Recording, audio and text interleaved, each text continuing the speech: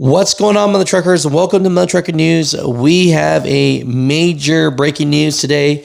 Former President Jimmy Carter has passed away at age 100. Not one to talk trash about someone that passed away or a former president, but some people say he wasn't a great president for trucking. And so I want to talk about this a little bit, tell you why we are in trucking today and how he had his play in that, and how in a way he is the godfather that created freight brokers. So, at the end of this, we have President Biden giving a speech about former President Jimmy Carter. And so rest in peace, prayers for the family.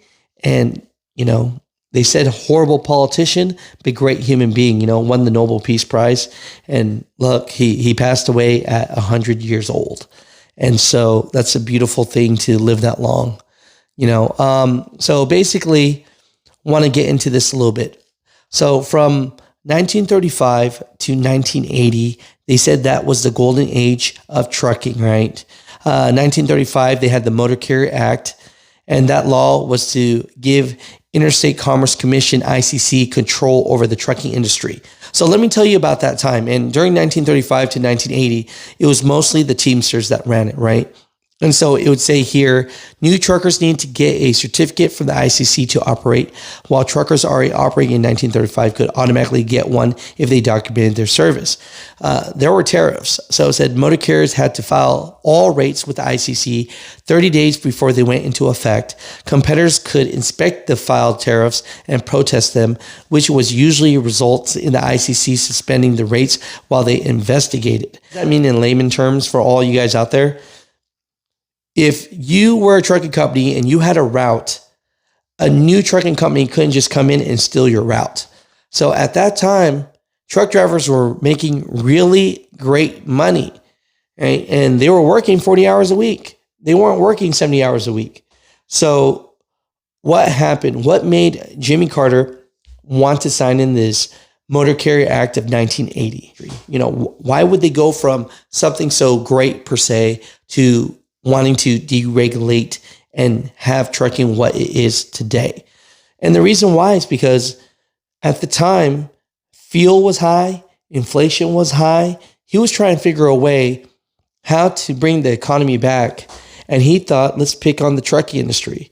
So the Motor Carrier Act of 1980 was to deregulate trucking. And basically what he wanted to do was he wanted more competition. The Motor Carrier Act of 1980 was a law that deregulated the trucking industry, making it easier for new companies to enter the market and allowing carriers to set their own rates, right? So at the end of the day, what does that mean? And that means that, because of the Motor Carrier Act of 1980, it pretty much created the freight brokerage industry.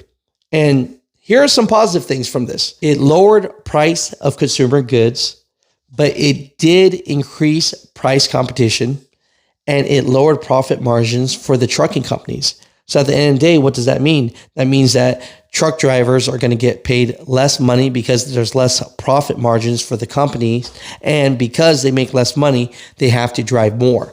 And so instead of driving 40 hours, they're driving 70 hours. And because now it's this free market that they could price themselves, guess what happens? The freight brokerages just start coming up out of nowhere, and then they play this middleman. So at the end of the day, it's just one of those things where, what Jimmy Carter did for the trucking industry, it was a major impact. Was it good? Was it bad? I want you guys to comment that down below. Joey, come on up here.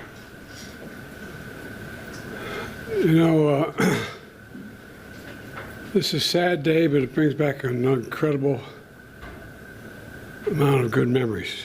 Today, America and the world, in my view, lost a remarkable leader. He was a statesman and humanitarian. And Jill and I lost a dear friend. I've been hanging out with Jimmy Carter for over 50 years, it dawned on me. And I had countless conversations over those years. I always would be proud to say that he used to kid me about it, that I was the first national figure to endorse him in 1976 when he ran for president. There was an overwhelming reason for it: his character. What I find extraordinary about Jimmy Carter, though, is that millions of people all around the world, all over the world, feel they lost a friend as well, even though they never met him. And that's because Jimmy Carter lived a life measured not by words, but by his deeds. Just look at his life, his life's work. He worked to eradicate disease, not just at home, but around the world. He forged peace, advanced civil rights, human rights, promoted free and fair elections around the world. He built housing for the homeless with his own hands. And his compassion and moral clarity lifted people up and changed lives and saved lives all over the globe. But Jimmy Carter was just as courageous in his battle against cancer as he was in everything in his life. Cancer was a common bond between our two families, as of many other families. And our son Bo died. When he died, Jimmy and Rosalind were there to help us heal. Jimmy knew the ravages of the disease too well. He lost his father, his brother, his sisters to this terrible disease. So when Jimmy was diagnosed, we did our best to comfort him. We met with him down in Plains. We met with him. And anyway, we talked and shared our beliefs that as a nation, we have the talent. We have the talent and the resources to one day end cancer as we know it, if we make the investments. He believed that like I do. I'll always cherish having seen Jimmy and Rosalind Carter together. Theirs was a love affair of the ages. While we'll miss them both dearly, I do take some solace in our kids were saying it, that they're united once again. We're going to remain forever in our hearts, but they're together again. The entire Carter family, on behalf of the world, the whole nation, we send our whole heartfelt sympathies and gratitude. Our gratitude for sharing President Carter with us for so many years. You know, Jimmy Carter stands as a model of what it means to live a life of meaning and purpose, a life of principle, faith, and humility. His life dedicated to others. You know, he was like my dad. He thought that, he said, Joey, a job's about a lot more than a paycheck. It's about dignity, your dignity. About being able to look your kid in the eye and say, honey, everything's going to be okay. He believed, as I do, and many as you do, that that's absolutely possible. It's within our grasp to do that. It's not that hard. In his life, he served the nation in the Navy. He led the state of Georgia. He became president and a beloved statesman all over the world. But to know his core, you need to know he never stopped being a Sunday school teacher at that Baptist church in Plains, Georgia. Today's world, some look at Jimmy Carter and see a man of a bygone era.